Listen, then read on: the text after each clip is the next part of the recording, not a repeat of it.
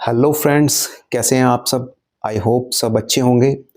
स्वागत है आपका मेरे चैनल पॉजिटिव इनबॉक्स हिंदी पर।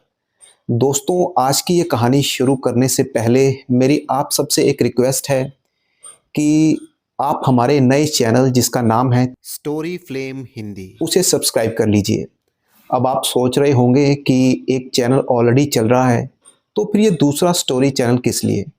तो बात दरअसल ये है दोस्तों कि हमारे इस चैनल पर आपको अधिकतर ट्रेडिशनल स्टोरीज देखने को मिलती हैं, जैसे राजा रानी की कहानियाँ, ऋषि मुनियों की कहानियाँ।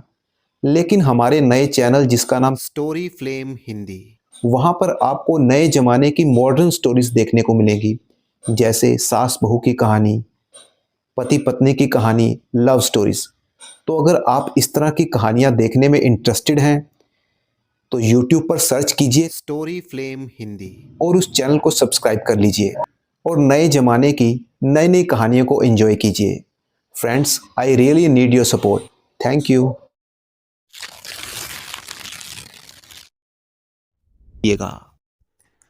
बहुत ही पुराने समय की बात है। चांदपुर नाम के एक राज्य पर राजा ईश्वर दास का राज हुआ करता था। राजा ईश्वर दास एक बहुत ही परोपकारी और दयालु स्वभाव का राजा था। जो कोई भी राजा के दरबार में फरियाद लेकर आता वो मुंह मांगी मुराद पाता। उसके बारे में ये बात मशहूर थी कि उसके दरवाजे पर आने वाला कोई भी आदमी खाली हाथ वापस नहीं जाता था। एक दिन की बात है, राजा के दरबार में एक आदमी आया। उसने राजा को प्रणाम किया और कहने लगा, राजन, मैंने सुना है कि आपके सामने जो भी फरियादी आता है तो कभी खाली हाथ वापस नहीं लौटता। अगर ऐसा है तो क्या 3 दिन के लिए आप मुझे अपनी राजगद्दी सौंप सकते हैं? आप महल में जाकर आराम कीजिए और मैं राजगद्दी पर बैठकर आपका राजपाट चलाऊंगा। राजा उसी वक्त राजगद्दी से नीचे उतर आया और फिर अपने दरबार में मौजूद सभी मंत्रियों और दरबारियों को ये आदेश दिया कि आज से ठीक 3 दिन तक सभी लोग इस आदमी के आदेश का पालन करेंगे। ये कहते हुए राजा ने उस आदमी को अपनी जगह पर बिठा दिया और खुद अपने महल में चला गया। वो आदमी 3 दिन तक बड़े ही ठाठ से राजगद्दी पर बैठा रहा और पूरे राज्य का शासन चलाता रहा। चौथे दिन जब राजा उसके पास आया और कहने लगा कि भाई, अब तुम 3 दिन तक इस गद्दी पर बैठ चुके हो, अब राजगद्दी से उतर जाओ और अपना रास्ता लो। ये सुनकर वो आदमी कहने लगा, राजन, पहले तो मैं सिर्फ इस इरादे से आया था कि आपकी दानवीरता की परीक्षा लूं। सच में मैंने जैसा आपके बारे में सुना था उससे कहीं बढ़कर आपके बारे में पाया है। लेकिन अब 3 दिन तक इस राजगद्दी पर बैठने के बाद मेरा इरादा बदल गया है। इस राजगद्दी से उतरने का मेरा दिल नहीं चाहता। आपको तो सारी दुनिया ईश्वर का अवतार कहती है। मैं आपसे प्रार्थना करता हूँ कि ये राजगद्दी और राजपाट ईश्वर के नाम पर मुझे दान में दे दीजिए। राजा ने जब उसकी बात सुनी तो मुस्कुराते हुए कहने लगा, लो भाई, ये राजगद्दी और ये राजपाट आज से तुम्हारा हो गया। अब तुम इसे संभालो, मैं चलता हूँ। ये कहकर राजा अपने महल में वापस आ गया। उसने रानी को सारी बात बताई। रानी भी महाराज की तरह बहुत ही नेक दिल थी। उसने शिकायत का एक शब्द भी अपनी जुबान पर नहीं लाया। राजा और रानी अपने दोनों बेटों को लेकर महल से बाहर निकल पड़े। जाने से पहले उन्होंने अपने राजसी वस्त्र त्याग दिए और साधारण वस्त्र पहन लिए। राजा को ईश्वर पर बड़ा ही विश्वास था। वह मन ही मन में सोचने लगा कि लगता है परमात्मा ने मेरे लिए कुछ और ही सोच रखा है। राजा अपनी पत्नी और दोनों बेटों को लेकर सफर पर रवाना हो गया। वह सोचने लगा, कल तक मेरी सवारी के लिए सैकड़ों हाथी और घोड़े मौजूद थे, आज पैदल चलना पड़ रहा है। कल तक हजारों नौकर चाकर मेरे सामने खड़े रहते थे और आज कोई हालचाल पूछने वाला भी ना था। मगर राजा ने ऐसी हालत में भी शिकायत का एक शब्द अपनी जुबान पर नहीं लाया। पैदल सफर करते करते वो कभी 2 कोस चलते तो कभी 4 कोस। कभी कुछ खाने को मिल जाता तो कभी भूखे ही रहना पड़ता। मगर इस पर भी उसे परमात्मा पर पूरा भरोसा था। वो हमेशा परमात्मा का धन्यवाद करता। कुछ दिनों तक इसी तरह से पैदल सफर करने के बाद वो एक नगर में पहुंचे और एक सराय में जाकर ठहर गए। उस नगर के बाहर एक सौदागर का काफिला आकर रुका था। सौदागर अपने घोड़े पर सवार नगर की सैर करता हुआ उस सराय की तरफ आ निकला जिसमें राजा और उसका परिवार ठहरा हुआ था। सौदागर की नजर जब रानी पर पड़ी तो उसे देखते ही वो समझ गया कि ये औरत किसी ऊंचे खानदान की है। वो मन ही मन रानी पर मोहित हो चुका था और उसने इरादा किया कि क्यों ना इस औरत से वो शादी कर ले। मन में कुछ सोचकर वो राजा के पास गया। उसका हालचाल पूछने के बाद सौदागर रोनी सूरत बनाकर कहने लगा, हजूर, मैं एक व्यापारी हूँ। मेरा काफिला नगर के बाहर ठहरा हुआ है। मेरी पत्नी को बच्चा होने वाला है और इस समय कोई भी ऐसा नहीं है जो उसकी देखभाल कर सके। मुझे आप एक बहुत ही नेक दिल और दयालु इंसान मालूम पड़ते हैं। क्या आप अपनी पत्नी को एक दिन के लिए मेरे साथ भेज सकते हैं? शायद उनकी वजह से मेरी पत्नी की तकलीफ कुछ कम हो सके, वरना मुझे तो लगता है कि वो जिंदा नहीं रह पाएगी। राजा और उसकी रानी सौदागर की बातें सुनकर कुछ घबरा गए। आखिर नेक दिल राजा ने रानी से कहा, रानी, अगर इस गरीबी की हालत में भी हम किसी के काम आ सकें तो ये हमारे लिए खुशकिस्मती की बात है। तुम देर ना करो और भगवान ना जाने इसकी पत्नी किस हालत में होगी। रानी ने अपनी जुबान से इनकार का एक शब्द तक नहीं कहा और उसी वक्त सौदागर के साथ चल पड़ी। सराय से बाहर आकर सौदागर कहने लगा, मेरा काफिला शहर से काफी दूर है और मुझे यहाँ पर आए हुए काफी देर हो चुकी है।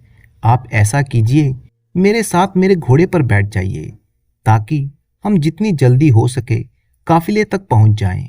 रानी बेचारी उस सौदागर की चालबाजी को नहीं समझ सकी और उसके साथ घोड़े पर सवार हो गई। सौदागर घोड़े पर सवार रानी को लेकर अपने काफिले पर पहुंचा। उसने अपने काफिले को कूच करने का आदेश दिया। अपना घोड़ा उसने एक तरफ भगाया और रानी को ले चला। ये सब कुछ देखकर रानी को सौदागर की चालबाजी का पता लगा। रानी ने बहुत शोर मचाया, बहुत तड़पी, चीखी चिल्लाई, मगर सौदागर को उस पर बिल्कुल भी दया न आई। वह उसे घोड़े पर बिठाकर कहीं का कहीं जा पहुंचा। दूसरी तरफ सराय में इंतजार करता हुआ राजा सोचने लगा कि उसकी पत्नी अब तक क्यों नहीं आई। उसने सोचा क्यों ना खुद चलकर देखा जाए कि आखिर माजरा क्या है। वह अपने दोनों लड़कों को अपने साथ लेकर सराय से निकला, शहर से बाहर आ पहुंचा। उसने सौदागर के काफिले को ढूंढने की बहुत ही कोशिश की, लेकिन काफिले का कहीं पता न चला। तभी उसे उत्तर दिशा में धूल उड़ती हुई दिखाई दी। राजा ने अनुमान लगाया कि जरूर वो काफिला उसकी रानी को लेकर उसी तरफ गया है। राजा भी अपने दोनों लड़कों को लेकर उस दिशा की तरफ चल दिया जिस तरफ काफिला गया था। थोड़ी दूर चलने के बाद राजा रास्ता भटक गया और कहीं दूसरी जगह जा निकला जहां उसके सामने एक नदी बह रही थी। राजा ने इधर उधर देखा कि शायद नदी पार करने के लिए कोई नाव मौजूद हो, लेकिन वहां पर कोई नाव नहीं थी। उसने कुछ देर तक सोचा और फिर बड़े लड़के को नदी के किनारे पर बिठाया, छोटे लड़के को अपने कंधे पर बिठाया और नदी में उतर गया। राजा का इरादा था कि पहले छोटे बेटे को नदी के पार लगा आए और फिर वापस आकर बड़े बेटे को ले जाएगा, लेकिन इंसान सोचता कुछ है और होता कुछ और है। वह छोटे लड़के को कंधे पर उठाकर बड़ी ही मुश्किल से नदी के बीचों बीच पहुंचा। तभी उसे बड़े लड़के की चीख सुनाई दी। उसने मुड़कर देखा तो एक भेड़िए ने उसके बेटे को दबोच रखा था। राजा अपने बेटे की चीख सुनकर घबरा गया। घबराहट की वजह से राजा के कंधे पर सवार उसका बेटा नदी में जा गिरा और बह गया। अब तो राजा खुद भी बहुत ही परेशान हो गया और नदी में गोते खाने लगा, मगर राजा की जिंदगी अभी बाकी थी। वह जैसे तैसे नदी के एक किनारे तक जा पहुंचा। राजा ये समझ रहा था कि उसके बड़े बेटे को भेड़िया ले गया और छोटा बेटा नदी में डूब गया। पहले तो राजपाट हाथ से गया और फिर रानी भी मुझसे छीन गई। अब दोनों लड़के भी उससे बिछड़ गए।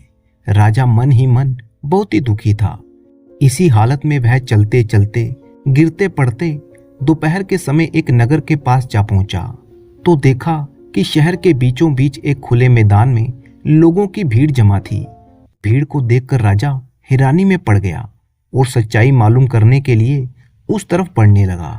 उस नगर का ये रिवाज था कि वहां के राजा की जब मौत हो जाती थी तो सभी दरबारी और मंत्री शहर के लोगों के साथ एक मैदान में इकट्ठा हो जाते थे और फिर एक बाज को उड़ाया जाता। ये बाज जिसके भी सिर पर बैठ जाता उसी को राजा मान लिया जाता था और राजगद्दी सौंप दी जाती थी। लोगों की भीड़ इसी कारण से वहां पर जमा थी।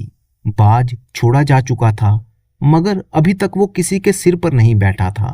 किस्मत शायद इसी राजा का इंतजार कर रही थी। जैसे ही राजा फतेहाल वहां पर पहुंचा, बाज जाकर उसके सिर पर बैठ गया। बाज का उसके सिर पर बैठना था कि फौरन सभी दरबारी और मंत्री हाथ जोड़कर उसके सामने आ खड़े हुए और उसे अपना राजा मान लिया। वे सभी उससे प्रार्थना करने लगे कि चलिए महाराज, अब आप ही इस देश के राजा हैं, चलकर अपनी गद्दी संभालिए। लेकिन राजा ने कहा, अरे भाई, मैं तो खुद राजपाट छोड़कर आया हूं। अपना राजपाट छोड़कर ही मैंने ये फकीरी हासिल की है। अब मुझे किसी भी तरह के राजपाट की कोई इच्छा नहीं है। राजा का ऐसा कहना था कि दरबारी समझ गए कि हमें इससे अधिक अच्छा राजा नहीं मिल सकता। वे सभी जिद करने लगे कि आप ही हमारे राजा हैं। राजा के लाख मना करने पर भी लोगों ने उसे अपना राजा बनाकर ही दम लिया। उसे राजा के कपड़े पहनाए गए, सर पर मुकुट रखा गया, महल में ले जाकर उसे राजगद्दी पर बिठाया गया। इसके बाद कई दिनों तक उस नगर में नए राजा के चुने जाने की खुशी में उत्सव मनाया गया। राजा ने भी मन ही मन में इस राज्य को ईश्वर का पुरस्कार समझा। उस राज्य का राजपाट चलाने लगा, मगर दिल ही दिल में राजा दुखी रहता था। जब भी उसे अपनी पत्नी और अपने बेटों की याद आती, उसकी आंखें नम हो जाती। अब जरा उन बेटों का भी हाल सुनिए। जिस लड़के को भेड़िया उठाकर ले गया था तो रास्ते में ही एक शिकारी की नजर उस पर पड़ी। उसने अपना तीर कमान पर चढ़ाया और निशाना सीधा भेड़िए पर लगाया। भेड़िया वहीं पर ढेर हो गया और लड़के की जान बच गई। जो लड़का नदी में डूब गया था, एक मछुआरे ने उसे बचा लिया। ये दोनों ही आदमी बे औलाद थे और उन्होंने इन दोनों लड़कों को अपनी औलाद समझकर इनका पालन पोषण किया। ये दोनों ही आदमी उसी नगर के रहने वाले थे जहां इन लोगों का पिता राजा बन चुका था। दोनों ही लड़के अपने अपने घर में बड़े हुए तो वहां के राजा की सेना में वे भर्ती हो गए। भाग्य का करना ऐसा हुआ कि उन दोनों को राजा का अंगरक्षक बना दिया गया। समय बीतने की वजह से दोनों लड़कों की शक्ल सूरत अब बिल्कुल बदल चुकी थी। ना तो राजा ही उन्हें पहचान सका कि ये उसी के बेटे हैं और ना ही उन लड़कों की समझ में ये आया कि राजगद्दी पर जो इंसान बैठा है यही उनका पिता है। बल्कि उन दोनों को तो ये भी एहसास ना हुआ कि वे दोनों सगे भाई हैं। ये भी कुदरत का ही खेल था कि वे इकट्ठे होकर भी अलग अलग ही थे। अब वह दोनों लड़के अंगरक्षक के रूप में हमेशा राजा के साथ ही रहते थे। राजा जब उनसे बातें करता तो उसे बहुत ही अच्छा महसूस होता। उन दोनों लड़कों से बातें करके राजा के मन को बहुत ही सुकून मिलता। अब किस्मत का करना ऐसा हुआ कि वो धोखेबाज सौदागर जो रानी को उठाकर ले गया था, इसी नगर में आ गया। इस दौरान सौदागर ने लाख कोशिश की कि रानी उससे शादी कर ले, मगर वो नेक औरत किसी तरह भी शादी के लिए राजी ना हुई। सौदागर उसे एक अलग खेमे में रखता था और उसकी कड़ी निगरानी की जाती थी। इस सौदागर का यहाँ के पहले राजा के दरबार में अक्सर आना जाना रहता था। सारे दरबारी और मंत्री इस सौदागर को अच्छी तरह से पहचानते थे।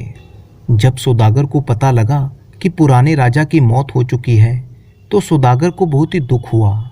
लेकिन मंत्रियों ने उसे बताया कि नया राजा पहले से भी ज़्यादा नेक दिल और न्यायप्रिय है। तो ये सुनकर सौदागर ने मंत्री के हाथ राजा के लिए कुछ तोहफे भिजवा दिए और फिर खुद भी राजा से मिलने के लिए पहुंच गया। किस्मत की बात है कि राजा ने नहीं पहचाना कि ये वही धोखेबाज आदमी है जो उसकी रानी को ले भागा था। सौदागर भी ये ना समझ सका कि ये राजा भी वही आदमी है जिसे उसने धोखा दिया था। राजा ने सौदागर की बहुत ही मेहमान नवाजी की। सौदागर कई देशों की यात्रा कर चुका था।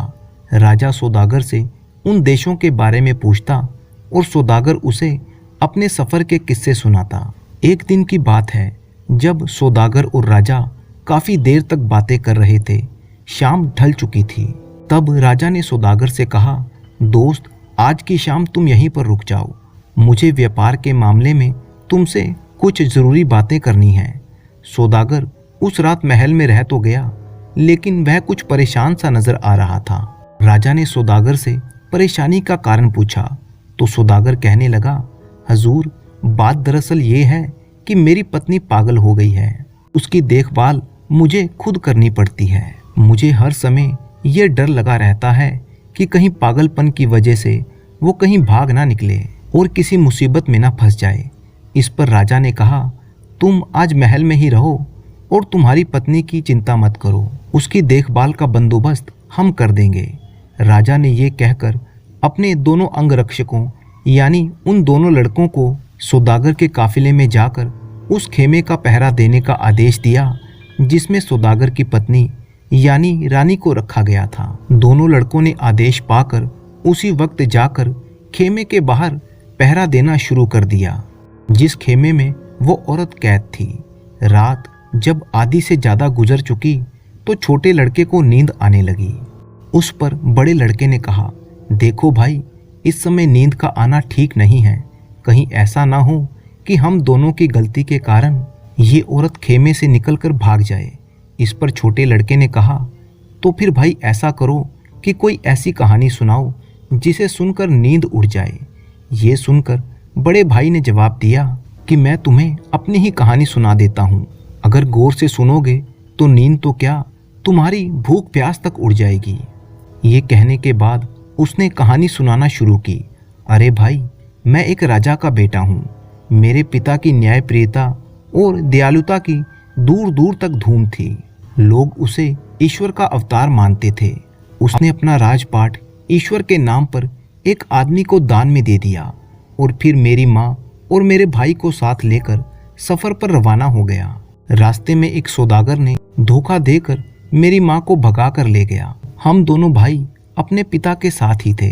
आगे चलकर हमें एक नदी मिली जहाँ पर कोई नाव नहीं थी। मेरे पिता ने मुझे किनारे पर बिठाया और छोटे भाई को कंधे पर बिठाकर नदी के पार ले चला। अभी वो नदी के बीचों बीच ही पहुंचा था कि मुझे एक भेड़िए ने आ दबोचा। मेरे चीखने चिल्लाने से मेरे पिता घबरा गए और छोटा भाई उनके कंधे से उचक कर नदी में जा गिरा। इसके बाद उनका क्या हुआ मुझे कुछ मालूम नहीं, लेकिन मुझे एक शिकारी ने उस भेड़िए से छुड़वा लिया और फिर मेरी किस्मत मुझे इस राजा तक ले आई। ये सुनकर दूसरा लड़का फौरन उससे लिपट गया और कहने लगा, नदी में गिरने वाला वो बच्चा मैं ही था। मुझे एक मछुआरे ने डूबने से बचाया। फिर दोनों भाई गले लगकर रोने लगे। उन दोनों के रोने की आवाज़ सुनकर अंदर खेमे में बैठी हुई औरत अचानक चौंक पड़ी। वो उन दोनों लड़कों से इसका कारण पूछने लगी। दोनों लड़कों ने जब सारी कहानी उस औरत को बताई तो वो कहने लगी, मेरे बच्चों, तुम अपनी माँ को नहीं पहचान सके। ये कहते हुए वो उन लड़कों से लिपट गई। तब उनकी माँ ने बताया कि मैं अब तक इस सौदागर की कैद में थी। दोनों लड़के माँ माँ पुकारते हुए उससे लिपट गए। इसके बाद वे दोनों उसी समय राजा के पास गए और उसे सारी घटना कह सुनाई। राजा को अभी तक ये नहीं मालूम था कि सौदागर की कैद में जो औरत है वह उसी की पत्नी है, लेकिन अब उसे ये मालूम था कि वो औरत इन दोनों लड़कों की माँ है। तो राजा ने ये फैसला किया कि वो इसी वक्त सारे मामले का दूध और पानी का पानी करेगा। उसने उसी समय उस औरत को लाने के लिए सिपाही भेजे। वो औरत जब राजा के सामने पेश हुई, जैसे ही राजा की नज़र उस पर पड़ी तो राजा की समझ में सारा माजरा आ गया। राजा की पत्नी भी अपने पति को देखते ही पहचान गई और उसके कदमों में गिर गई। दोनों भाई भी अपने पिता को पहचान चुके थे और पिताजी पिताजी कहते हुए वो राजा से लिपट गए। सौदागर ने जब ये देखा कि उसकी पोल अब खुल चुकी है तो वह वहां से भागने लगा, मगर राजा के सिपाहियों ने उसे ये मौका नहीं दिया। उसे गिरफ्तार करके कारागार में डाल दिया गया। अगले दिन राजा ने उस सौदागर का सारा माल जब्त किया और उसे मृत्यु दंड दे दिया गया। अब जरा उस आदमी का हाल भी सुनिए जिसने राजा से राजपाट दान में हासिल किया था। राजपाट मिलने के बाद वह बहुत ही मन चला और निर्दयी हो गया था। अपने खजाने को भरने के लिए उसने प्रजा पर कई तरह के कर लगा दिए। बेचारी गरीब प्रजा उसके जुल्म से परेशान हो गई। यहाँ तक कि मंत्री और दरबारी भी इस राजा से परेशान आ चुके थे। वे सभी इसी चिंता में रहते थे कि किसी तरह से वो अपने असली राजा का पता लगा पाएं, तो इस अत्याचारी राजा को हटाकर एक बार फिर से उसे राजा बना दें। जब ये खबर उस राज्य तक पहुंची कि उनका राजा एक नए राज्य का राजा बन चुका है, तो एक मंत्री ने उस अत्याचारी राजा को जहर देकर मार डाला। इस तरह से उस अत्याचारी राजा का अंत हो गया और वह मंत्री राजा के पास आया। सभी दरबारियों की तरफ से उसने प्रार्थना की कि वह फिर से अपने पुराने राज्य का राजपाट संभाल ले। राजा के मन में भी अपने पुराने राज्य के लिए प्रेम जाग गया। वह अपने मंत्री के साथ उस राज्य में आया। इसके बाद वर्ष के 6 महीने वह अपने पुराने राज्य में रहता और फिर वर्ष के अगले 6 महीने वह अपने नए राज्य में रहता। इस तरह से वह दोनों राज्यों की बागडोर संभालता था। कुछ ही वर्षों के बाद जब राजा के दोनों पुत्र राजपाट संभालने के योग्य हुए, तो राजा ने उन दोनों को एक एक राज्य का राजा बना दिया और खुद वह ईश्वर की भक्ति करने में अपनी जिंदगी के बचे हुए दिन गुजारने लगा। सूरजगढ़ नाम के एक गांव में चरणदास नाम का एक आदमी रहता था। चरणदास का कोई परिवार नहीं था, ना ही उसके माता पिता, ना भाई बहन और ना ही कोई दूसरा रिश्तेदार। वह गांव में अकेला ही अपने घर में रहता था। चरणदास मन का बहुत ही अच्छा आदमी था। जब भी वह किसी को तकलीफ में देखता तो उसकी सहायता करने को तैयार हो जाता। उसकी इस आदत की वजह से गांव के लोग भी उसका बहुत ही सम्मान करते थे, परंतु बहुत से लोग ऐसे भी थे जो इस कारण से चरणदास से ईर्ष्या करते थे। चरणदास के पास कोई अपने खेत नहीं थे, इसीलिए वह दूसरों के यहाँ पर काम करके अपनी गुजर बसर करता था। एक दिन चरणदास ने चंपा सेठ नाम के एक व्यापारी के पास नौकरी शुरू कर दी। चंपा सेठ के पास काम करते हुए चरणदास को पूरे 6 महीने बीत चुके थे। एक दिन सेठ ने चरणदास से कहा, देखो चरणदास, गांव के जमींदार ने उनके घर के लिए कुछ सामान बांधने के लिए कहा था, तुमने वो सारा सामान बांध दिया? जी मालिक, आपके कहे के अनुसार मैंने सारा सामान बांध दिया है, अब बस उनको आकर ले जाना है। अरे, जमींदार साहब ने मुझसे कहा था कि उनका आदमी आज काम पर नहीं आया, इसीलिए हमें ही ये सामान जाकर उनकी हवेली तक पहुंचाना है। तुम ऐसा करो कि यह सामान तुम ही उनकी हवेली पर पहुंचा आओ और वापसी में आते समय तुम खाना खाते हुए आना, और उसके बाद मुझे एक जरूरी काम से गांव के बाहर जाना है। अब तुम जल्दी से जाओ और ये काम कर दो। चरणदास ने वो सामान उठाया और जमींदार की हवेली पर छोड़ आया। उसके बाद चरणदास ने खाना खाया और दुकान पर वापस लौट आया। उसे देखते ही चंपा सेठ कहने लगा, आ गया चरणदास, अब तुम दुकान की अच्छे से देखभाल करना, क्योंकि मुझे वापस लौटते हुए शाम हो जाएगी। अब मैं चलता हूँ। इसके बाद सेठ अपने जरूरी काम से बाहर चला गया। चरणदास दुकान में बैठ गया। तभी एक बूढ़ा आदमी दुकान के सामने आकर खड़ा हो गया। वो चरणदास से कहने लगा, बेटा, मुझे खाना खाए हुए 3 दिन हो गए हैं, क्या तुम कुछ खाने को मुझे दे सकते हो? मुझे बहुत ही भूख लगी है बेटा। चरणदास को उस बूढ़े व्यक्ति पर दया आ गई और उसने फलों की टोकरी में से 2 फल उठाकर उस बूढ़े की ओर बढ़ाते हुए कहा, ये लो बाबा, तुम ये 2 फल खा लो, इससे तुम्हारी भूख अवश्य ही मिट जाएगी, परंतु फिर भी अगर तुम्हें जरूरत पड़े तो मुझसे और फल मांग लेना। बूढ़े ने वो 2 फल लिए और वहां से जाने लगा। ये देखकर चरणदास ने बूढ़े को आवाज लगाते हुए कहा, अरे बाबा, जरा रुको तो, तुमने तो कहा था कि तुम्हें बहुत ही भूख लगी है और अब तुम ये फल बिना खाए ही इन्हें लेकर जा रहे हो, इसका मतलब तुमने मुझसे झूठ कहा था। तब बूढ़ा कहने लगा, मुझे सचमुच बहुत भूख लगी है बेटा, लेकिन बात यह है बेटा कि मेरी पत्नी घर पर है और उसने भी पिछले 2-3 दिन से कुछ नहीं खाया, इसीलिए ये दोनों फल मैं उसके लिए ले जा रहा था। ये सुनकर चरणदास को बहुत ही दुख हुआ और वह कहने लगा, अरे बाबा, मुझे माफ कर देना। मैंने बेकार ही आप पर शक किया। अगर आप ये फल अपनी पत्नी को खिला देंगे तो फिर आप क्या खाएंगे?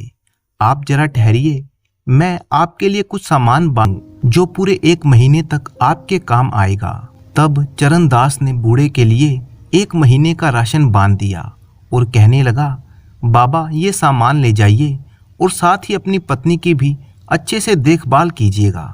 बूढ़ा कहने लगा, तुम्हारा दिल बहुत ही बड़ा है बेटा, भगवान तुम्हारा भला करे। और फिर बूढ़ा वो सामान लेकर अपने घर को चला गया। थोड़ी ही देर गुजरी थी कि तभी सेठ अपनी दुकान पर वापस आया और चरणदास से पूछने लगा, हाँ तो चरणदास, व्यापार कैसा रहा? दुकान में कितने लोग आए थे? मालिक, आपके जाने के बाद मैंने जो भी सामान बेचा ये सब उसके पैसे हैं। ये कहते हुए चरणदास ने सेठ को पैसों का पूरा हिसाब दे दिया। और उसके बाद चरणदास कहने लगा, परंतु सेठ जी, एक बात आपसे कहना चाहता हूँ। ये कहते कहते चरणदास कुछ घबराने लगा। उसे घबराता हुआ देखकर सेठ ने कहा, क्यों चरणदास, क्या तुमने कुछ पैसे लिए हैं? कितने पैसे लिए तुमने? नहीं नहीं मालिक, मैंने कोई पैसे नहीं लिए, बल्कि एक बूढ़ा और उसकी पत्नी बेचारे बहुत ही भूखे थे, इसीलिए मैंने 1 महीने का राशन उन्हें दे दिया। वे दोनों इतने गरीब थे कि उनके पास पैसे नहीं थे। आप चाहें तो उनके पैसे मेरी पगार में से काट लीजिएगा। बेचारे उस बूढ़े को देखकर मुझे बहुत ही दुख हो रहा था। ये सुनकर चंपा सेठ को गुस्सा आ गया। वह चिल्लाते हुए कहने लगा, क्या तुम्हारी पगार में से काट लूं पैसे? अपने 2 महीने की पगार तो तुम पहले ही ले चुके हो, तो फिर भला इस महीने तुम्हें कौन सी पगार दूंगा? अगर तुम ऐसे ही दान करते रहोगे तो मेरा व्यापार कैसे चलेगा? मेरे पास तुम्हारे बाप दादा की कोई दौलत तो है नहीं। अब मैं तुम्हें और बर्दाश्त नहीं कर सकता। तब चरणदास कहने लगा, ऐसा नहीं है मालिक, मुझे पूरा विश्वास है कि अगर आप भी उस बूढ़े बाबा को देखते तो वही करते जो मैंने किया। वे लोग 3 दिन से भूखे थे, इसीलिए मैंने ऐसा किया। लेकिन इन बातों का चंपा सेठ पर कोई असर नहीं हुआ और वह क्रोध में चिल्लाते हुए कहने लगा, नहीं चरणदास, आज के बाद तुम मेरी दुकान पर दिखाई मत देना। अब मेरी दुकान पर तुम्हारा कोई काम नहीं है, तुम इसी समय यहाँ से निकल जाओ। एक बात याद रखना, अब दोबारा कभी मुझे अपना मुंह मत दिखाना। आखिरकार चरणदास को चंपा सेठ ने धक्के मारकर वहां से निकाल दिया। अब चरणदास के पास कोई काम नहीं था, ये खबर पूरे गांव में फैल चुकी थी। चरणदास को देखते ही सभी लोग उससे दूर भागने लगे थे।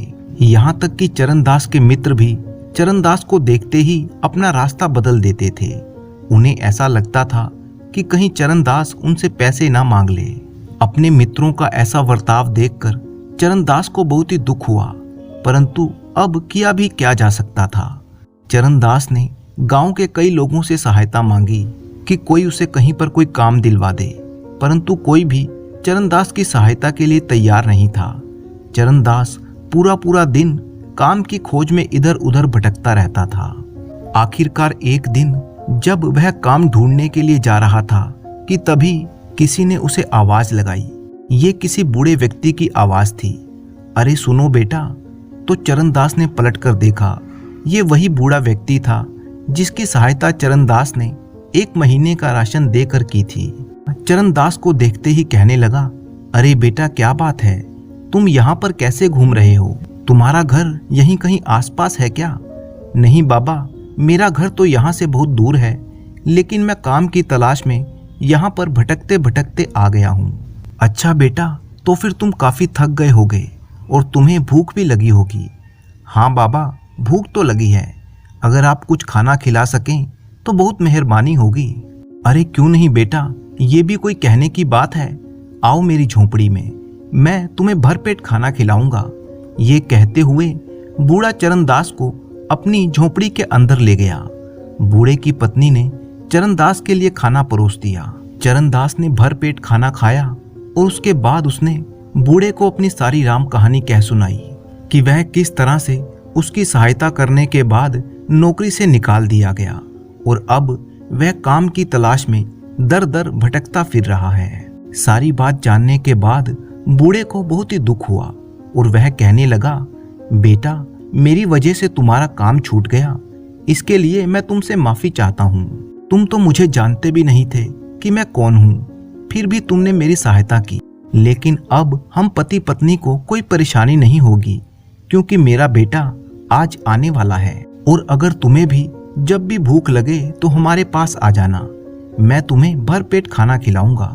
ये सुनकर चरणदास हैरान होते हुए कहने लगा, क्या आपका कोई बेटा भी है? वो क्या करता है? और इतने दिन तक आप लोगों को अकेला छोड़कर वह कहाँ चला गया था? बूढ़े ने कहा, बेटा बात यह है कि मेरा बेटा एक चोर है, लेकिन उसने आज तक हमें भी कोई तकलीफ नहीं दी, हमेशा हमारा ख्याल रखा। इन दिनों वो राजा की कारागार में था, परंतु आज उसकी सजा पूरी हो गई है। अब तक तो उसे आ जाना चाहिए था। उसी को देखने के लिए मैं घर से बाहर निकला था कि मेरी नजर तुम पर पड़ गई। वैसे बाबा, आपके बेटे का नाम क्या है? मेरे बेटे का नाम प्रहलाद है। प्रहलाद? वह तो मेरे बचपन का साथी है, मेरे साथ ही पाठशाला में पढ़ता था, लेकिन बाद में कई दिनों तक वह मुझे दिखाई नहीं दिया। चरणदास और वो बूढ़ा अभी आपस में बातचीत कर ही रहे थे। वहां पर प्रहलाद 2 गायों को लेकर आ गया और वह अपने पिता से कहने लगा, पिताजी कैसे हैं आप, और माँ कैसी है? उसे देखकर चरणदास कहने लगा, अरे पहचाना क्या? मैं चरणदास हूँ, हम दोनों एक ही साथ पाठशाला में पढ़ते थे। कुछ देर तक चरणदास को एकटक देखने के बाद प्रहलाद कहने लगा, अरे हाँ भाई, मैंने तुम्हें पहचान लिया। कैसे हो तुम, और आजकल क्या करते हो? नहीं दोस्त, मैं कुछ भी काम नहीं करता, इसीलिए इधर उधर भटक रहा हूँ, और आज तुम्हारे पिताजी ने मुझे बुलाकर खाना खिलाया। अच्छा प्रहलाद, मुझे एक बात तो बताओ, तुम तो पहले बहुत ही दुबले पतले थे, तो फिर इतने ताकतवर कैसे बन गए? प्रहलाद कहने लगा, अरे भाई चरणदास, मैं तुम्हें क्या बताऊं, मैं कुछ बुरे दोस्तों की संगत में रहकर चोर बन गया था और मैं चोरी करने लगा। एक दिन मैं पकड़ा गया और राजा के सैनिकों ने मुझे कारागार में डाल दिया, लेकिन कारागार में मुझे बहुत ही अच्छा खाना मिलता था, मुझे वहां पर कोई तकलीफ नहीं थी, यहाँ तक कि सर्दियों में एक अच्छा कंबल भी मुझे दिया गया। वहां पर कुछ काम भी नहीं करना था, इसी कारण से मेरा शरीर इतना तगड़ा बन गया। और उसकी बातें सुनकर चरणदास का मुंह आश्चर्य से खुला रह गया। वो कहने लगा, क्या वहां पर अच्छा खाना मिलता है और कोई काम भी नहीं करना पड़ता? हाँ भाई, ये बात तो सच है, लेकिन वहां पर ना तो हम अपने परिवार से मिल सकते हैं और ना ही अपने मित्रों से। इस तरह से वहां पर अकेले पड़े रहना किसी नर्क से कम नहीं था। इसीलिए मैं तो अब कभी दोबारा कारागार नहीं जाना चाहता। आज मेरी सजा पूरी हो चुकी थी, इसीलिए मुझे छोड़ दिया गया। मेरे अच्छे स्वभाव को देखते हुए राजा ने मुझे ये 2 गायें भी दी हैं और मुझसे कहा है कि मैं मेहनत करके अपना जीवन यापन करूं। चरणदास इसके बाद वहां से चलने लगा और कहता है, ठीक है मित्र, अब मैं चलता हूं। वहां से जाने के बाद चरणदास नजदीक के ही एक गांव में काम ढूंढने के लिए गया। कई लोगों से उसने काम मांगा, लेकिन उसे कोई काम नहीं मिला। इसकी वजह से उसका मन बहुत ही उदास हो गया। थका मांदा चरणदास एक पेड़ के नीचे बैठ गया। उसके मन में विचार आने लगा कि पूरी ईमानदारी से काम करने के बावजूद भी उसे कहीं पर कोई काम नहीं मिल रहा। आखिर मैं क्या करूं? तभी चरणदास के मन में प्रहलाद के कहे हुए शब्द गूंजने लगे कि कारागार में बिना काम किए खाना मिलता है। वह सोचने लगा कि क्यों ना मैं भी कारागार में पहुंच जाऊं, जिसकी वजह से मुझे भी अच्छा खाना मिलेगा, कोई काम भी नहीं करना पड़ेगा, सोने के लिए एक अच्छा बिस्तर मिलेगा। लेकिन कारागार में जाने के लिए मुझे चोरी करनी पड़ेगी और इसके लिए मैं जिसका भी पैसा चुराऊंगा उस व्यक्ति को बहुत ही दुख होगा और मैं किसी को दुखी नहीं कर सकता। तभी अचानक उसके मन में एक योजना आई। मन ही मन में एक योजना बनाकर वह राजा के महल की तरफ बढ़ने लगा। रास्ते में उसने एक लकड़ी अपने साथ रख ली। लकड़ी लेकर जब वह महल के नजदीक पहुंचा तो वहां पर एक पहरेदार पहरा दे रहा था। चरणदास ने उस लकड़ी से पहरेदार को चोट पहुंचाई। पहरेदार गुस्से से आग बबूला हो गया और उसे पकड़कर कहने लगा, अरे तेरी इतनी हिम्मत कि तू मुझे इस लकड़ी से मारता है? राजा के पहरेदार पर तू हाथ उठाता है? देख अभी इसका क्या नतीजा होता है, अभी तेरी अकल ठिकाने लगाता हूँ। राजा के पहरेदार को मारने की वजह से चरणदास को 6 महीने की कारागार की सजा दे दी गई। अब चरणदास कारागार में पहुंच चुका था। वहां पर उसे समय पर खाना मिलने लगा। कुछ दिन कारागार में बीतने पर चरणदास को अब अच्छा महसूस होने लगा था। वह सोचने लगा कि बाहर की दुनिया से तो ये कारागार ही अच्छा है, जहां पर कम से कम खाने को तो मिल जाता है। रहने के लिए भी ये जगह कोई बुरी नहीं है। बाहर की दुनिया में तो काम ढूंढने के लिए इधर उधर भटकना पड़ता था। उससे अच्छा तो ये कारागार ही है। कितना सुकून और कितनी शांति है यहाँ पर।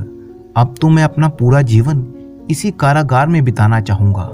देखते ही देखते 6 महीने बीत चुके थे और फिर उसकी सजा पूरी हो गई। सजा पूरी हो जाने पर पहरेदार चरणदास से कहने लगा, चरणदास आज तुम्हारी सजा पूरी हो गई है, इसीलिए तुम्हें कारागार से रिहा किया जाता है। मुझे उम्मीद है कि तुम यहाँ से बाहर जाकर कोई अच्छा काम करोगे और एक अच्छा जीवन बिताओगे।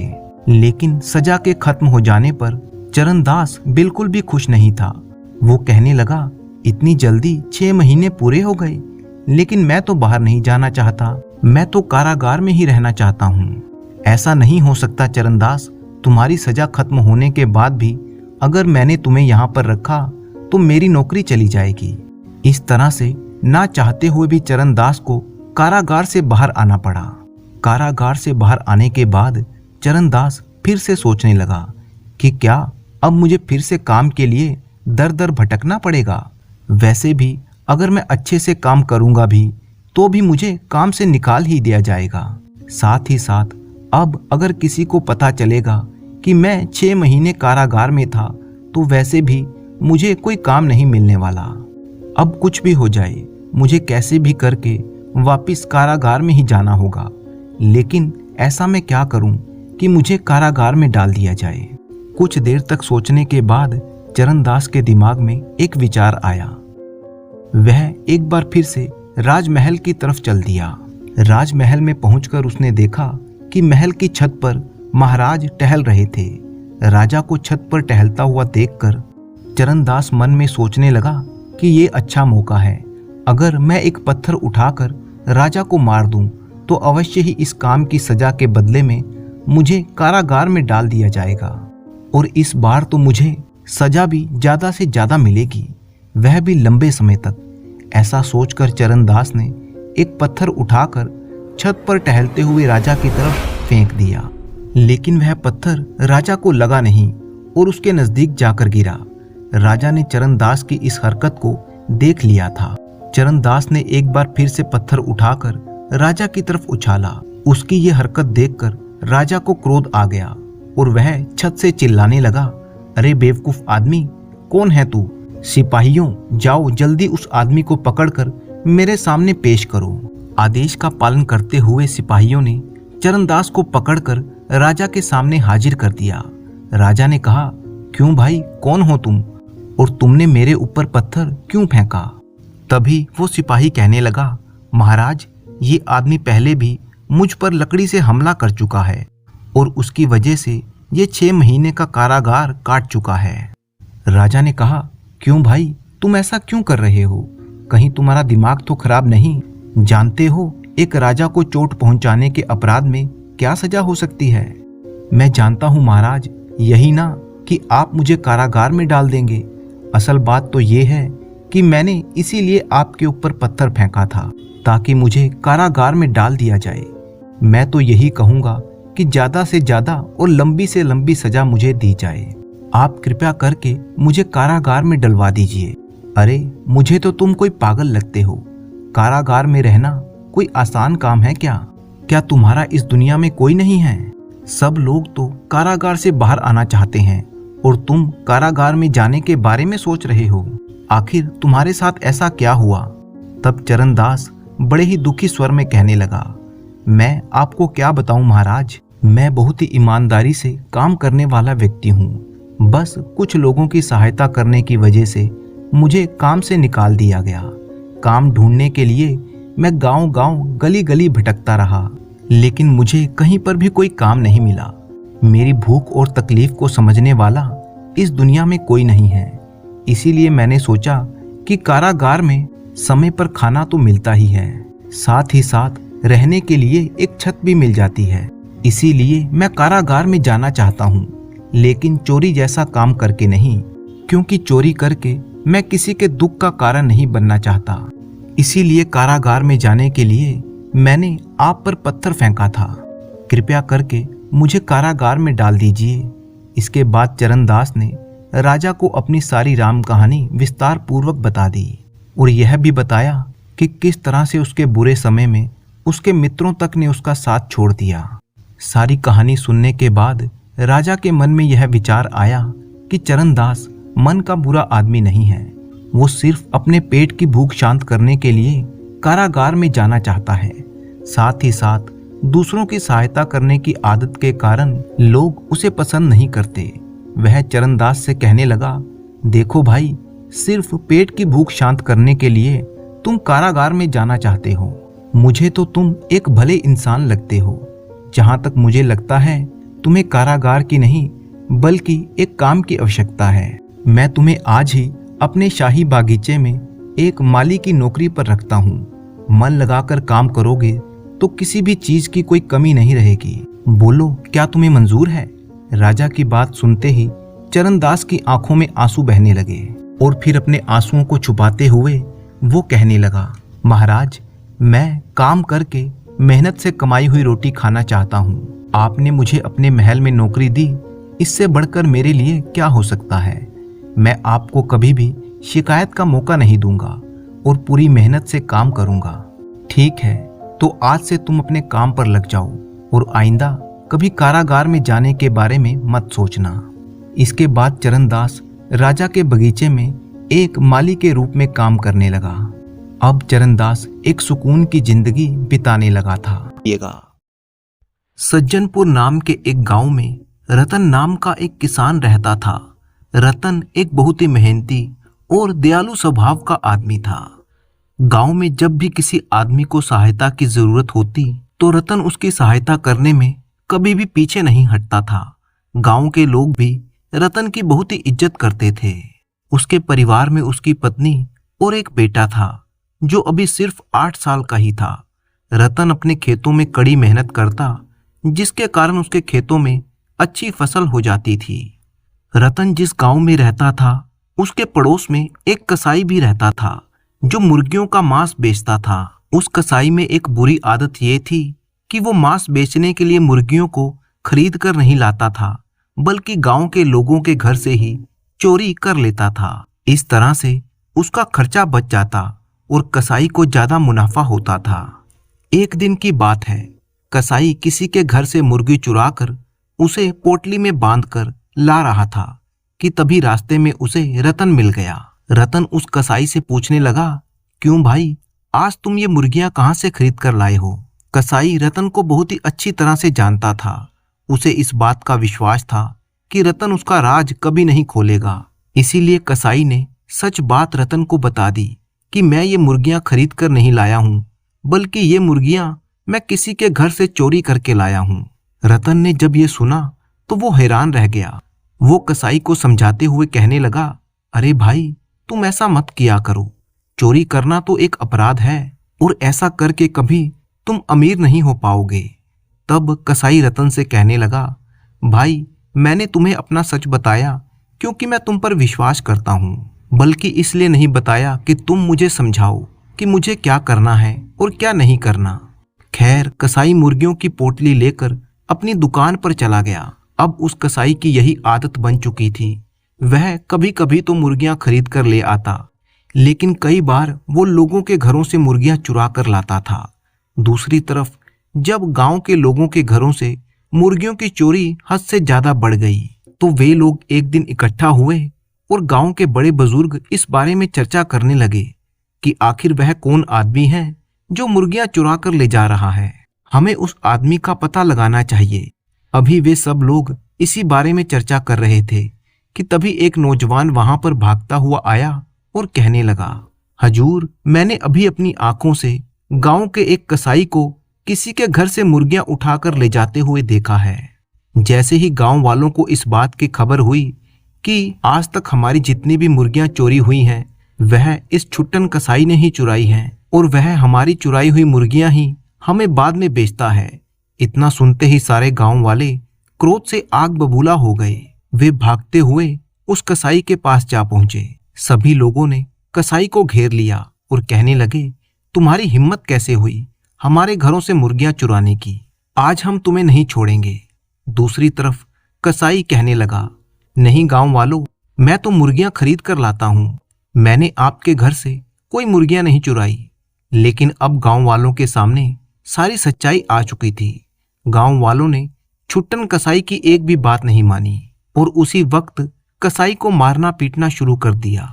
काफी देर तक उसकी पिटाई की और उसके बाद उसे चेतावनी देकर छोड़ दिया कि तुम इस गांव में दोबारा नजर मत आना। अगले 1-2 दिन में तुम ये गांव छोड़कर चले जाओ, किसी दूसरी जगह चले जाओ। अब छुट्टन कसाई का वहां पर कोई नहीं था। वह तो गांव में अकेला ही रहता था। ना उसके कोई बीवी बच्चे थे और ना ही माँ बाप।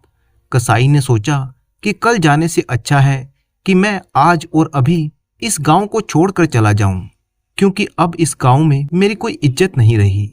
और कसाई उसी दिन खाली हाथ वहां से चला गया। अभी वह चलता हुआ रास्ते में ही था कि उसे फिर से रतन मिल गया। रतन ने जब कसाई की ऐसी हालत देखी तो कहने लगा कि भाई तुम्हारे साथ क्या हुआ है? कसाई ने रतन को सारी बात बता दी कि किस तरह से गांव वालों ने उसकी पिटाई कर दी, क्योंकि उनको पता चल चुका था कि मैं उनकी मुर्गियां चुराता हूं। रतन कसाई से कहने लगा, देखो भाई, मैं तो तुम्हें पहले से ही यही बात समझा रहा था कि चोरी करना अच्छी बात नहीं है, इसे छोड़ दो। कसाई ने कहा, अब मुझे समझाने का कोई फायदा नहीं है, जो होना था वो तो हो चुका है। अगर तुमसे हो सकता है तो मेरी सहायता कर दो। रतन एक रहमदिल और शरीफ आदमी था। वह दूसरों की सहायता करने के लिए अक्सर तैयार रहता था। वो कहने लगा, अच्छा बताओ तुम्हें क्या चाहिए, मैं तुम्हारी सहायता किस तरह से कर सकता हूँ? कसाई ने कहा, पिछली बार अपनी फसल में से तुम्हें जो मुनाफा हुआ था वह तुम मुझे दे दो। रतन ने कहा, अरे भाई, मुनाफे की रकम मैं तुम्हें कैसे दे सकता हूँ? उस मुनाफे की रकम में से तो बड़ी मुश्किल से मुझे सिर्फ 10 अशर्फियां ही मिली है। मुझे तो अभी उन 10 अशर्फियों की जरूरत है, क्योंकि अभी मैंने अगली फसल की तैयारी भी करनी है और उस पर भी तो खर्च आएगा। कसाई कहने लगा, भाई तुम ऐसा करो, मुझे अपनी 10 सोने की अशर्फियां उधार के तौर पर दे दो। मैं वादा करता हूँ कि 1 महीने के अंदर अंदर तुम्हें 10 सोने की अशर्फियां वापस लौटा दूंगा। मैं तुम्हारी 10 अशर्फियां लेकर राज्य की राजधानी जाऊंगा। वो एक बड़ा नगर है, वहां पर कोई व्यापार शुरू करूंगा। तुम्हारी 10 सोने की अशर्फियां महीना पूरा होने से पहले ही तुम्हें वापस कर दूंगा, क्योंकि अभी तो तुम्हें भी फसल उगाने में 1 महीने का समय लगेगा। इस तरह से ये अशर्फियां तुम्हारे भी काम आ जाएंगी और मेरे भी काम आ जाएंगी। नेक दिल रतन उस कसाई की बातों में आ गया और उसने अपने मुनाफे की रकम यानी 10 सोने की अशर्फियां उस कसाई को दे दी। वो कसाई 10 अशर्फियां लेकर राज्य की राजधानी में आ गया। दूसरी तरफ जब रतन की पत्नी को इस बात की खबर हुई कि रतन ने अपने सारे मुनाफे की रकम किसी को दे दी है, तो वो अपने पति पर बिगड़ने लगी। रतन उसे दिलासा देते हुए कहने लगा, भाग्यवान, वो कसाई मेरा दोस्त है, वो 1 महीने से पहले ही मेरी रकम मुझे वापस कर देगा और इस तरह से हमारी फसल भी लग जाएगी। खैर, दिन गुजरते गए और देखते ही देखते 1 महीना भी गुजर गया, लेकिन उस कसाई का कहीं पर भी कोई नामो निशान नहीं था। किसान ने फसल तो लगा दी थी, लेकिन उसे खाद और पानी देने के लिए उसके पास अब पैसे नहीं बचे थे। उसकी फसल अब खराब होने लगी थी। एक दिन परेशानी की हालत में रतन अपने घर के सामने बैठा था कि उसी वक्त एक आदमी वहां से गुजर रहा था, जो कुछ ढिंढोरा पीट रहा था और ये घोषणा कर रहा था कि हमारे राज्य के महाराज की 1000 सोने की अशर्फियां गुम हो गई हैं या किसी ने चोरी कर ली हैं। अगर कोई भी आदमी 1000 अशर्फियां महाराज को ढूंढ कर लौटा देगा या चोर के बारे में कुछ बताएगा तो उसे 300 अशर्फियां इनाम के रूप में दी जाएंगी। रतन बेचारा पहले से ही बहुत परेशान था। उसने सोचा कि ये एक अच्छा मौका है, हो सकता है मेरी किस्मत खुल जाए और ये 300 इनाम की अशर्फियां मुझे मिल जाए। बस फिर क्या था, उसने अपना कुछ सामान बांधा और महाराज के महल की तरफ निकल पड़ा। जब वो राजधानी में पहुंचा तो उसने देखा कि वही कसाई नगर के बाजार में बहुत ही अच्छे कपड़े पहने हुए घूम रहा था। रतन दौड़ा दौड़ा कसाई के पास गया और उससे कहने लगा, भाई मेरी 10 सोने की अशर्फियां तुमने अभी तक नहीं लौटाई। मैं कब से तुम्हारा इंतजार कर रहा था, लेकिन तुम वापस नहीं आए। अब तुम अपना वादा पूरा करो और मुझे 10 सोने की अशर्फियां दो, ताकि मैं अपनी फसल ठीक से लगा सकूं। वो कसाई, जो उस समय बाजार में बहुत ही अच्छे वस्त्र पहना हुआ था, वो रतन पर भड़क उठा और गुस्से में कहने लगा, अरे तुम गरीब लोग जहां भी मिलते हो बस पैसे मांगना शुरू कर देते हो। मैं तुम्हें नहीं जानता कि तुम कौन हो, चलो अपना रास्ता नापो। रतन बेचारा इस बड़े नगर में किसी को भी नहीं जानता था, वो हर किसी से अनजान था, इसीलिए वो और भी ज्यादा परेशान हो गया। इसके बाद रतन महाराज के दरबार में पहुंचा और महाराज से कहने लगा, मैं अपने गांव से आपके दरबार तक आपकी 1000 सोने की अशर्फियां तलाश करने के लिए आया हूं। अगर आप मुझे 2 दिन का समय दें तो मैं 2 दिनों के अंदर अंदर आपको अशर्फियां ढूंढ कर दे दूंगा। महाराज ने कहा, ठीक है, 2 दिनों के अंदर अंदर अगर तुम अशर्फियां ढूंढ दो या चोर के बारे में बता दो तो मैं तुम्हें इनाम के तौर पर 300 अशर्फियां दूंगा। अभी ये बातें चल ही रही थी कि उसी समय वो कसाई इसी राजा के दरबार में आ गया। राजा ने कसाई की तरफ इशारा करते हुए रतन से कहा, देखो ये मेरा खजांची है, ये बहुत ही ईमानदार और सच्चा आदमी है। आज से लगभग 1 महीने पहले ये मेरे पास आया था और मुझसे कहने लगा कि महाराज, मुझे रास्ते में किसी की 10 सोने की अशर्फियां पड़ी मिली हैं। आप ऐसा करें कि इसके मालिक की तलाश करके उसे ये अशर्फियां वापस लौटा दें। मैंने जब इसकी ईमानदारी और शराफत देखी तो इसको अपना खजांची नियुक्त कर दिया। रतन की समझ में अब सारी बात आ चुकी थी कि वो 10 अशर्फियां जो कसाई ने राजा के पास रखी थी वह किसकी थी, और उसकी समझ में ये भी आ चुका था कि हो ना हो खजाने में से 1000 सोने की अशर्फियां भी इसी कसाई ने चुराई हैं, क्योंकि चोरी करना इसकी पुरानी आदत है। बातचीत खत्म होने के बाद वह दरबार से लौट आया।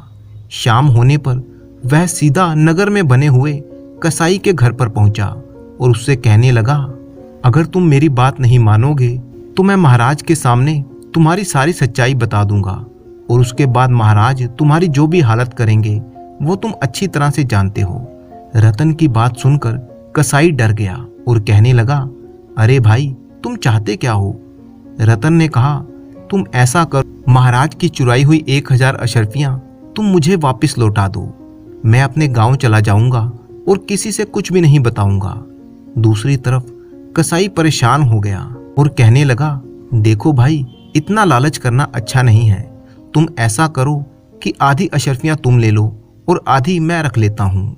लेकिन रतन ने कहा, नहीं भाई, अगर तुम सारी अशर्फियां मुझे नहीं दे सकते तो ठीक है, मैं कल दरबार में महाराज को तुम्हारी सारी सच्चाई बता दूंगा। वो बेचारा कसाई बहुत ही डर गया। उसने 1000 सोने की अशर्फियां रतन को देने का फैसला कर लिया और कहने लगा कि कल सुबह आकर तुम मुझसे 1000 अशर्फियां ले लेना और फिर अपने गांव चले जाना। इसके बाद रतन कसाई के घर से निकला और सीधा महाराज के दरबार में जा पहुंचा। महाराज को उसने सारी बात बताई। पहले तो महाराज को इस बात पर बिल्कुल भी विश्वास नहीं हुआ। तब रतन महाराज से कहने लगा कि आप केवल एक बार मेरे साथ कल सुबह कसाई के घर चलिए, तब आपके सामने ही दूध का दूध और पानी का पानी हो जाएगा। अगली सुबह राजा अपने 2 सिपाहियों के साथ कसाई के घर की तरफ चल दिया। राजा कसाई के घर से कुछ ही दूरी पर रुक गया और रतन कसाई के घर पहुंचा। तब कसाई 1000 अशर्फियों की थैली रतन के पास लेकर आया और कहने लगा, ये लो भाई, ये अशर्फियां तुम अपने पास रखो और अपने गांव चले जाओ। महाराज को इसके बारे में कुछ भी मत बताना। उसी वक्त महाराज और सिपाही वहां पर आ गए। राजा ने जब सारी सच्चाई अपनी आंखों से देख ली तो वो अपने सिपाहियों से कहने लगा, मेरे इस खजांची को अभी गिरफ्तार करो, इसे घसीटते हुए ले जाओ और जाकर कारागार में डाल दो। राजा ने वो 1000 अशर्फियों की थैली अपने कब्जे में ले ली। उनमें से 300 अशर्फियां निकालकर रतन को दे दी और कहने लगा, रतन, आज तुम्हारी सूझबूझ और बुद्धिमानी की वजह से ना सिर्फ मेरी 1000 अशर्फियां मिली, बल्कि एक बेईमान खजांची का भी पर्दाफाश हो गया। इसीलिए मैं तुम्हें 100 अशर्फियां और इनाम के रूप में देता हूँ। इस तरह से 400 अशर्फियां पाकर रतन बहुत ही खुश हुआ। वह इनाम लेकर अपने गांव वापस लौट गया। उसने इन अशर्फियों में से कुछ अशर्फियां खर्च की और अपनी फसल के लिए खाद पानी की व्यवस्था की। इस बार रतन ने खूब मेहनत की और उसकी मेहनत रंग भी लाई। उसके खेतों में बहुत ही अच्छी फसल आ गई थी। अब रतन की पत्नी भी खुश थी।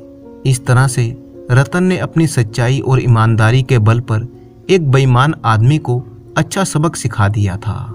अब रतन एक बहुत ही सुकून भरा जीवन बिताने लगा।